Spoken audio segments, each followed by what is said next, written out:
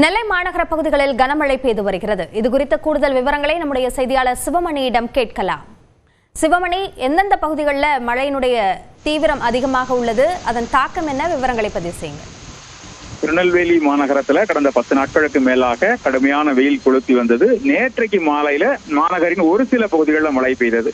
மீண்டுமாக இன்று காலையில மாநகரத்தின் பெரும்பாலான பகுதிகளில் கடுமையான வெயிலின் தாக்கம் இருந்தது. தற்போது மாநகரின் கிழக்கு பகுதிகள், அதாவது குறிப்பாக சமாதானபுரம், சாந்தி நகர், மகாராஜ் நகர், கேடிசி நகர் உள்ளிட்ட பகுதிகளில் பரவலாக நல்ல கனமழை பெய்திருக்கிறது. 30 நிமிடங்களுக்கு மேலாக இந்த மழை நீடித்திருக்கிறது. இடி மின்னலுடன் இந்த மழை பெய்ததால தாழ்வான பகுதிகளில் தண்ணீர் தேங்கி இருக்கிறது. அதோடு மட்டுமல்லாமல் சாலைகளில் தண்ணீர் பெருக்கெடுத்து ஓடக்கூடிய காட்சிகளை நம்ம பார்க்க முடியும்.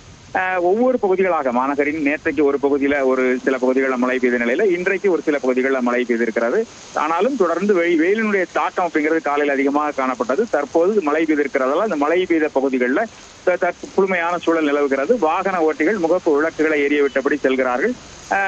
பொதுமக்கள் தற்போது மழையின் காரணமாக தண்ணீரில் நடந்து செல்லக்கூடிய நிலை ஏற்பட்டிருக்கிறது. அபிநயா, விரிவான விவரங்களுக்கு நன்றி சிவமணி.